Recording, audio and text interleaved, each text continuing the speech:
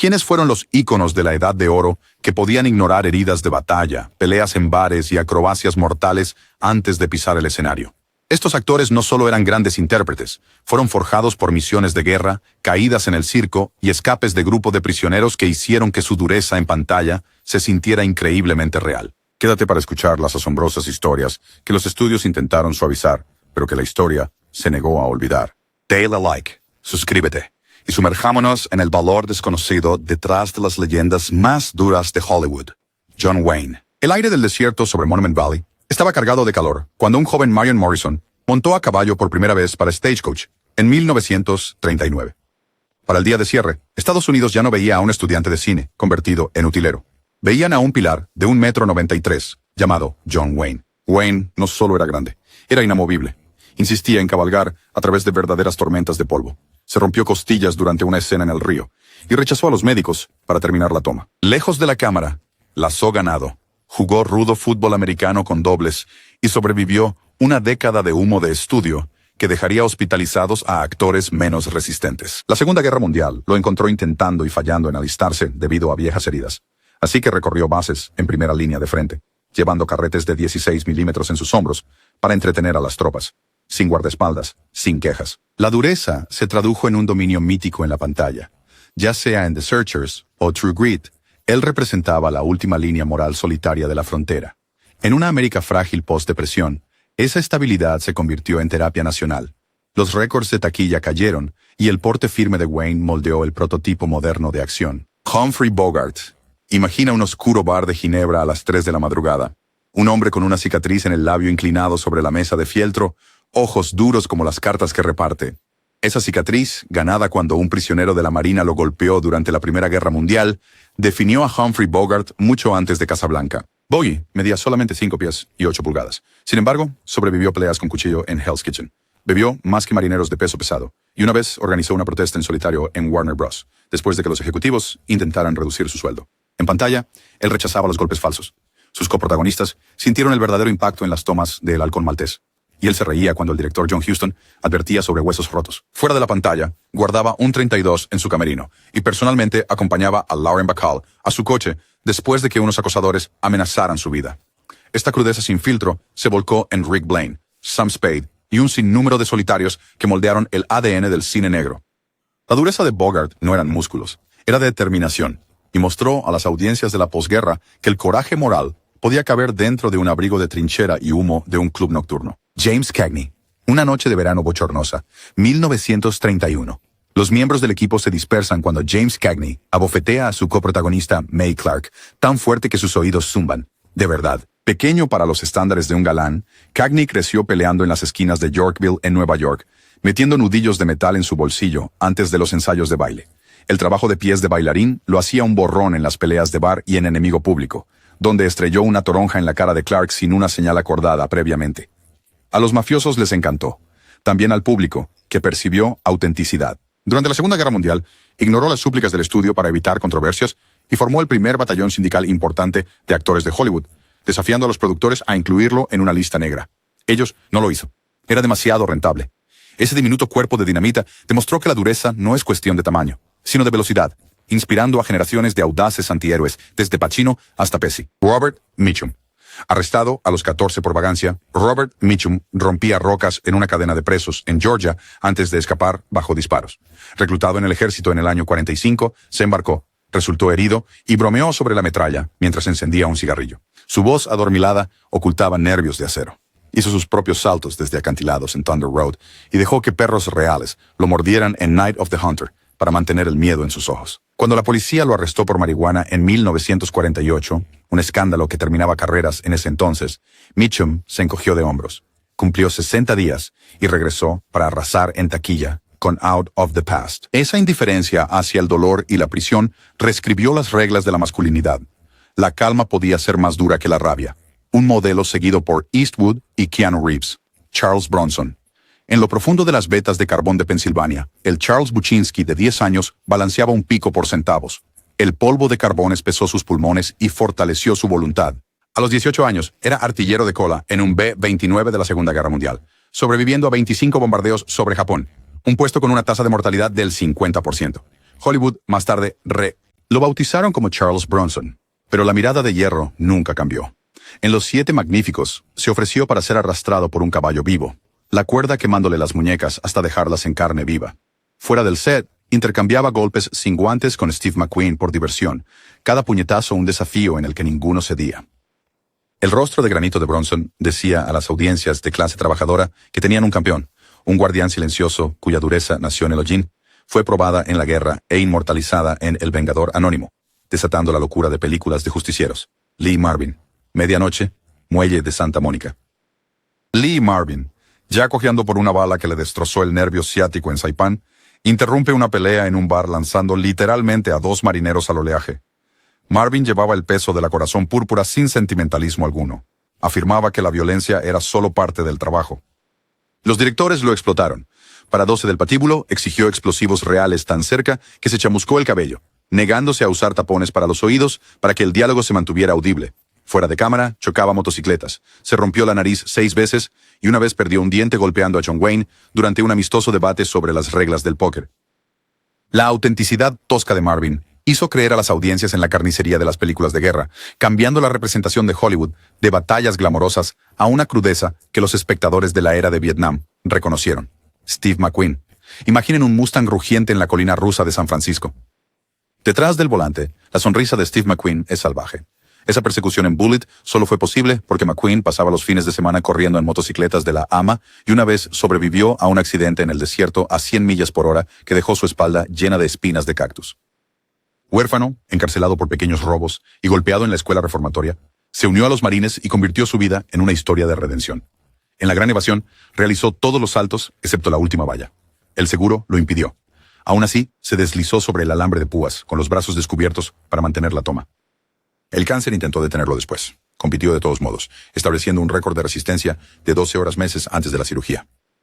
McQueen hacía que el riesgo pareciera zen, enseñando a Hollywood que la dureza podía ser genial, lacónica y siempre hambrienta del siguiente cambio de marcha. Kirk Douglas. Mucho antes de que el rebelde de mentón partido gritara, «Soy Espartaco», Kirk Douglas era un niño pobre de los barrios bajos de Nueva York que rebuscaba chatarra para comprar pan. La Marina lo endureció aún más. En 1944, su destructor de escolta fue golpeado por un kamikaze japonés.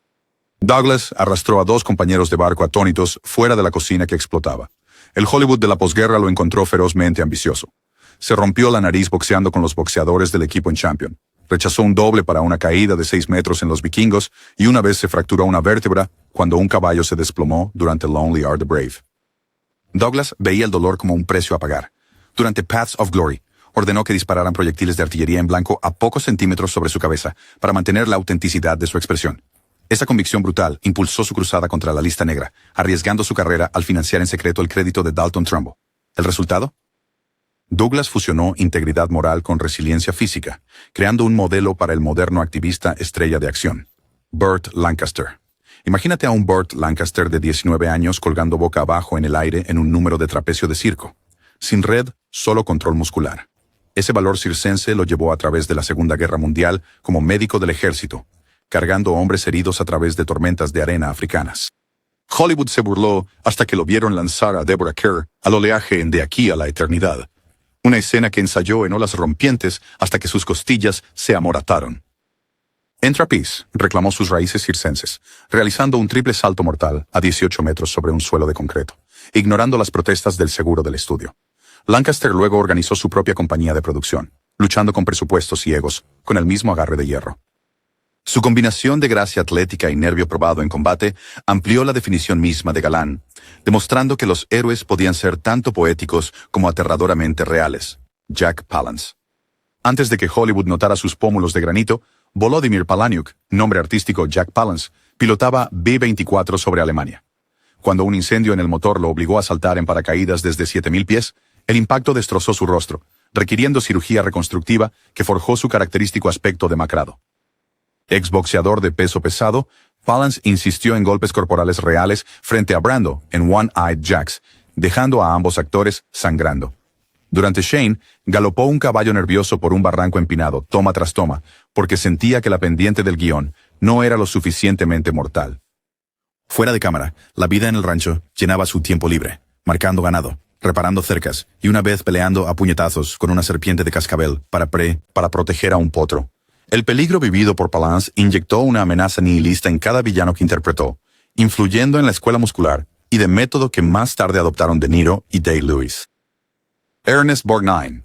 Ernie Borgnine pasó una década completa luchando contra los vendavales del Atlántico Norte como artillero naval. Restregar cubiertas con vientos de menos 20 grados le enseñó a sonreír a través de la miseria. Esa sonrisa se trasladó a la actuación.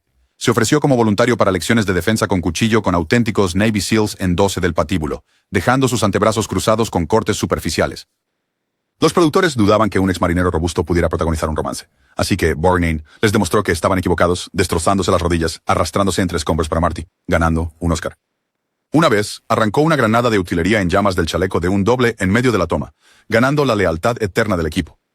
Borgnine encarnó la durabilidad de la clase trabajadora, asegurando al público de la posguerra que la ordinariedad podía ocultar un temple heroico. Sterling Hayden. Sterling Hayden se escapó al mar a los 16 años, capitaneó cargueros a los 22, y, durante la Segunda Guerra Mundial, cruzó el Adriático en noches sin luna, contrabandeando rifles a los partisanos yugoslavos bajo el nombre en clave de la OSS H-459. Capturado una vez por los nazis, escapó a través de un campo de minas, un episodio que consideró buena práctica para la política de Hollywood. Mientras filmaba The Asphalt Jungle, insistió en usar pólvora real contra su pecho, rompiéndose 2 costillas. En los descansos, navegó solo hasta Tahití, enfrentando un ciclón que destrozó su vela mayor en pedazos. Filmó los restos como metraje de stock barato. La mezcla de audacia náutica y espionaje de campo de batalla de Hayden daba una autenticidad sólida como una roca a forajidos como el General Jack Reaper en Dr. Strangelove, demostrando que la dureza intelectual podía rivalizar con la fuerza física. Spencer Tracy. La leyenda de Spencer Tracy suele enmarcarse en premios Oscar, no en puños. Sin embargo, pocos sabían que boxeaba semiprofesionalmente para pagar la matrícula de Marquette, rompiendo 2 mandíbulas en callejones de Milwaukee. Un feroz alcohólico, Tracy luchaba contra sí mismo cada noche, a veces llegando al set con moretones de altercaciones en bares, pero entregando monólogos perfectos en una sola toma al amanecer. Durante Bad Day at Black Rock, practicó lanzamientos de judo con un brazo con instructores del cuerpo de Marines hasta que su hombro artrítico se dislocó. Lo volvió a acomodar, rodó la escena y se puso hielo después de terminar. La verdadera dureza de Tracy residía en su peso moral. Obligó a MGM a añadir actores negros a las listas de personal, negándose a cumplir los horarios de llamada hasta que cambiaran los contratos. Sus enfrentamientos silenciosos allanaron el camino para la dureza ética en Hollywood, reflejada por gigantes posteriores como Sidney Poitier. Aldo Ray, nacido Aldo de Rey, atacó Saipan como buzo UDT de la Marina, precursor de los SEALs, llevando cargas explosivas por el oleaje, mientras las trazadoras de ametralladoras cosían el agua. Después de la guerra, Columbia lo eligió cuando un productor escuchó su grave barítono en un pasillo del juzgado. Para hombres de guerra, se zambulló desde 12 metros sin equipo de buceo, atando sus tobillos a un casco de utilería para que las corrientes no lo desviaran de su marca. El entrenamiento preferido de Ray era arrastrar un jeep por el cañón de Malibu en neutral. Los vecinos lo cronometraban. Cuando las listas negras de McCarthy frenaron su carrera, luchó de vuelta recorriendo Vietnam con espectáculos de la uso en bases avanzadas, ignorando el fuego de mortero en medio de una broma. Aunque la fama se desvaneció, el carisma probado en batalla de Ray sembró el arquetipo del tipo rudo simpático, que más tarde heredó Rocky de Stallone. Clark Gable. Antes de que las columnas de chismes lo coronaran como el rey, Clark Gable era un chico alto y torpe de Ohio que trabajaba en los campos de petróleo y una vez se rompió 3 costillas cuando se rompió un cable de perforación. Esa lesión no disminuyó su apetito por el riesgo. Gable más tarde mascaba colillas de puros reales hasta que sus encías sangraban para mantener auténtica la característica voz ronca de Rhett Butler. El desamor lo endureció aún más. Cuando su esposa Carol Lombard murió en un accidente de bonos de guerra en 1942, Gable se alistó a los 41 años, exigiendo servicio en combate. Se entrenó como artillero de cintura en B-17, volando en 5 misiones de bombardeo sobre Europa ocupada por los nazis, mientras proyectiles de 20 milímetros destrozaban el fuselaje a su alrededor. Su metraje aéreo se convirtió en una película secreta de moral, utilizada por el alto mando aliado. De vuelta en Hollywood, insistió en realizar sus propias caídas de caballo en The Misfits, volviéndose a romper las mismas costillas. La credibilidad de Gable en el campo de batalla hizo que las audiencias estadounidenses confiaran en cada línea arrogante. Los estudios aprendieron que el coraje genuino proyectaba más poder de taquilla que cualquier silla de maquillaje podría proporcionar. William Holden. ¿Un chico dorado y soleado de Pasadena? Difícilmente. William Holden pasó la Segunda Guerra Mundial entrenando con la Fuerza Aérea del Ejército, desafiando giros de alta que rompieron vasos sanguíneos en sus ojos. Después de la guerra, filmó The Bridges at Tocoree a bordo de portaaviones en funcionamiento, colgándose de los patines de helicópteros sobre mares agitados coreanos, porque la proyección trasera se veía falsa. Durante The Wild Bunch se empapó en el abrasador. En el calor tanto tiempo que las ampollas se desprendieron de sus hombros. Rechazó el aloe, queriendo que Pike Bishop pareciera quemado por el sol. Holden sobrevivió a un accidente de avión en Kampala, mientras exploraba el León, ayudando a arrastrar a 2 tripulantes del incendio antes de que llegaran los cazadores locales. Fuera del set, luchó con trampas para caza mayor, ganándose una clavícula rota que escondió bajo un poncho en Stalag 17. Su mirada curtida le decía al público posterior a Vietnam que la dureza podía coexistir con la duda moral, creando el modelo para los antihéroes conflictivos que aún dominan los thrillers modernos. Jules Brenner. Nacido en la isla congelada de Sajalín en Rusia, Jules Brenner pasó su infancia escalando mástiles de carga en el puerto helado de Vladivostok, ganándose cicatrices de cuerda en las palmas de sus manos. Huyendo de la guerra, se unió a una compañía de trapecio parisina y se fracturó la columna en una caída de 12 metros. Los cirujanos advirtieron que podría cojear de por vida. Aprendió kata de espada japonesa como terapia, convirtiendo el dolor en equilibrio. Hollywood vio por primera vez ese enfoque cuando Brenner se afeitó la cabeza para El Rey y Yo, incluso después de que los ejecutivos le rogaran que usara una peluca para que las fanáticas adolescentes suspiraran. En Los Siete Magníficos, insistió en usar balas reales para la emboscada inicial, disparando tan cerca que las quemaduras de pólvora le tatuaron las muñecas. Diagnosticado con cáncer de pulmón en 1983, después de 2 paquetes al día desde los 12 años, Brenner grabó anuncios de servicio público contra el tabaco desde su lecho de muerte, diciendo a los espectadores: «Ahora que me he ido, no fumes». Su realismo inquebrantable sobre la mortalidad redefinió la fortaleza como aceptar las consecuencias de frente, un legado que trasciende la pantalla. Gary Cooper. Gary Cooper aprendió a disparar en una granja en Montana, disparando a coyotes al amanecer para proteger al ganado antes de montar 20 millas hasta la escuela. Un accidente automovilístico en 1927 lo dejó con una cavidad de cadera destrozada.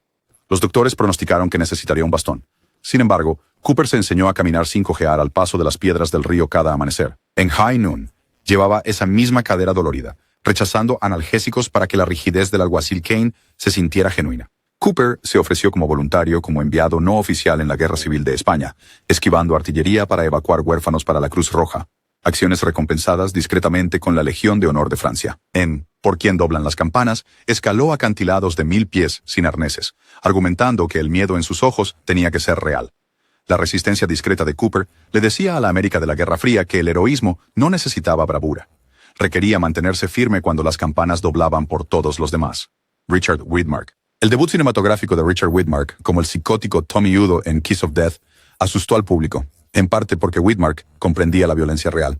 Había crecido en la era de la depresión en Dakota del Sur, donde las tormentas de nieve bajo cero mataban a compañeros que perdían el autobús escolar. Para llegar a clases de actuación, se subía a trenes de carga, golpeando a vagabundos 2 veces más grandes que él para mantener su rincón del vagón de tren. Mientras filmaba Hell and High Water a bordo de un escenario de submarino, una puerta hidráulica se atascó, inundando el compartimiento. Widmark se quedó atrás para sacar a 2 electricistas antes de que fallara la corriente, ganándose una poca publicitada mención de los estudios Fox. Conocido por su sonrisa maníaca, insistió en realizar caídas en vivo por escaleras de granito, rompiéndose 3 vértebras, pero terminando la escena. Su mezcla de amenaza y moralidad influyó en generaciones de villanos de thriller, demostrando que los tipos duros más aterradores son aquellos que eligen la moderación. Ward Bond. Con una altura de 6 pies y 2 pulgadas, Ward Bond fue capitán del fútbol americano de la Universidad del Sur de California, junto a su futuro amigo John Wayne, rompiéndose la nariz tan a menudo que los entrenadores dejaron de recolocarla. Durante They Were Expendable, se rompió un tobillo en un accidente con una lancha de desembarco. El director John Ford le ofreció una semana de descanso, pero Bond se puso una abrazadera y cojeó a través del agua hasta el pecho con una caja de cámara de 40 libras para mantener la producción a tiempo. Fuera de la pantalla, una vez interceptó un carro de acrobacias descontrolado en Wagon Master, metiendo su cuerpo entre los caballos para tirar de las riendas y salvar a un camarógrafo atrapado en el camino. La clavícula de Bond se rompió. Sin embargo, filmó esa tarde envuelto en cinta. Un ataque al corazón, en 1957, lo sorprendió en medio del rodaje en Snow Canyon. Bond terminó sus líneas antes de colapsar, y luego bromeó diciendo que el sol del desierto simplemente pegó más fuerte que yo. Su disposición a soportar castigos por la seguridad del equipo estableció un estándar de dureza profesional que los coordinadores de acrobacias modernos aún mencionan. Desde bombarderos surcando Europa hasta goletas azotadas por ciclones, estos 20 titanes demuestran que la dureza no es un disfraz. Está grabada en los huesos, templada por el fuego y entregada toma tras toma hasta que el director grita: «Imprime». Sus cicatrices se convirtieron en el modelo para cada héroe de acción que siguió. Si sentiste la pasión en sus historias, mantén la barbilla en alto, el corazón firme y recuerda, la verdadera fortaleza siempre cuenta una historia. El botón de suscribir y comparte cuál leyenda o acrobacia desconocida te impresionó más. Hasta la próxima.